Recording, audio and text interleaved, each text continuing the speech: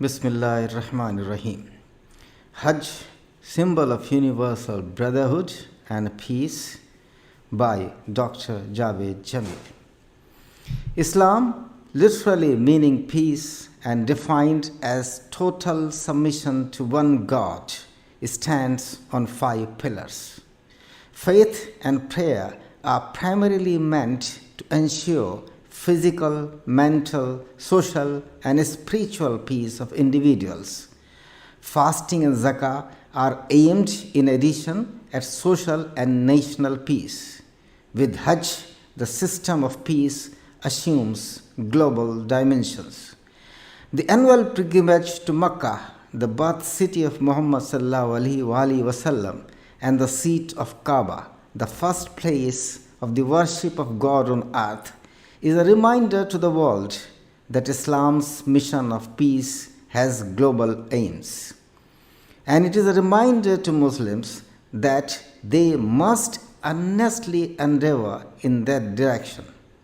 It disseminates the message of universal brotherhood and equality irrespective of race, color, and creed, not only among Muslims but also among the rest of mankind.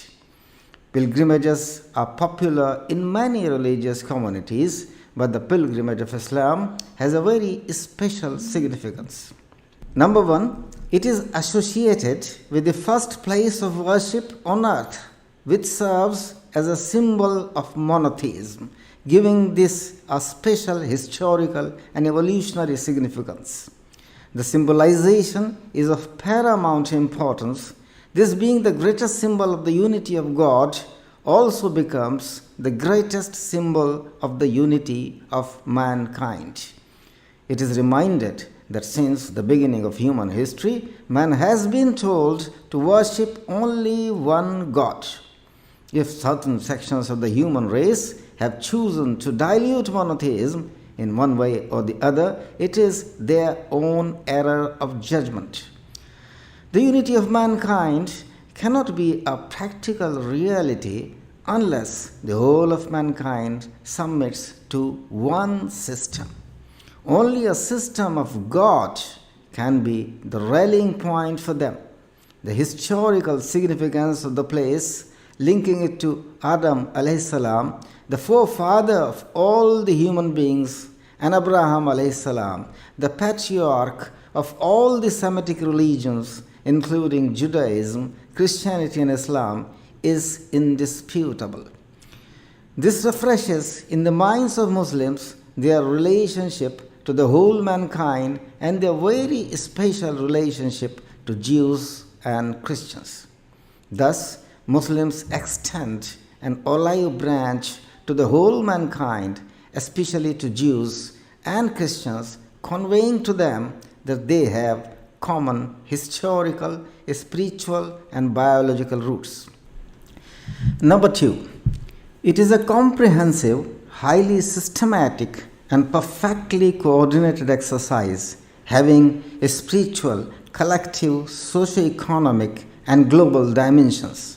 Pilgrims understand that this is a lifetime opportunity to seek God's forgiveness for their sins, enhance their proximity to their guardian, and mend their ways. They sacrifice their time, their money, their emotional attachment to their near and dear ones, and their physical comforts for the pleasure of God.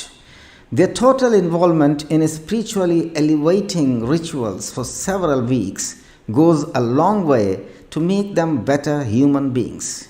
A person who has performed Hajj has an increased credibility in the eyes of the people.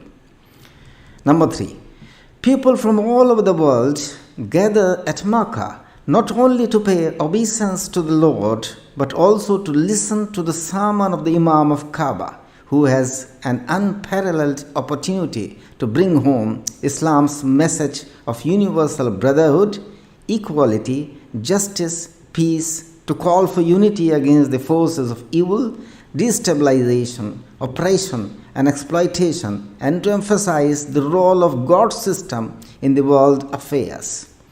All pilgrims adorn the same cloth, join prayers together without any discrimination, and invoke God collectively.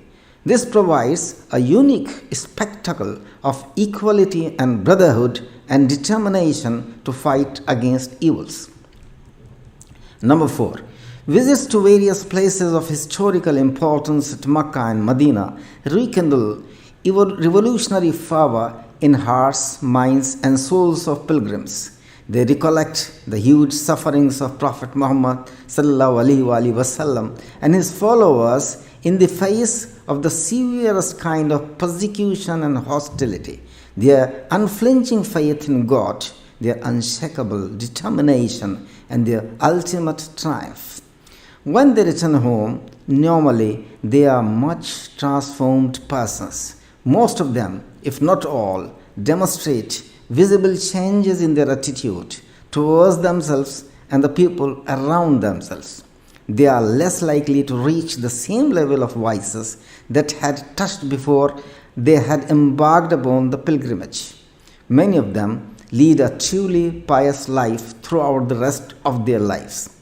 It is unfortunate that khutbah delivered to the mankind through the people gathered at Arafat is merely calls for purification of individuals and is usually silent on the current state of the social, economic, political, and moral state of world affairs.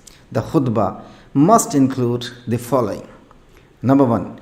A call to mankind to unite for establishing peace. It must be told that peace is not mere absence of conflicts, but comprises peace at the individual, family, social, national, and international levels in this world, and peace in the hereafter. Number 2. Protest against the glorification and commercialization of evils like alcohol, gambling, promiscuity, prostitution, pornography, smoking, and drugs, and call to declare them as fundamental prohibitions for the whole world. Number 3. Show of concern towards the rise in crimes all over the world, particularly murders and rapes. Number 4. Show of concern on the disintegration of family system. Number 5 is special attention to the killing of human fetuses in the name of freedom of choice. Number 6, show of extraordinary concern towards the increasing economic inequality and the plight of the poor, especially in African, South American, and Asian countries, and the need to revise the whole economic model. Number 7, protest against the killing of the innocent, whether by terrorists or in the name of fight against terrorism. Number 8, it must also raise voice against racial, communal, and casteist oppressions in the various parts of the world, including oppressions of Muslims. Number 9, last but not the least, it should bring home the Islamic philosophy of the unity of mankind. It should also stress the need of all the religions and like-minded groups in the efforts to unite for the common aims. A committee can alternately be formed which can discuss in advance the contents of a written khutbah.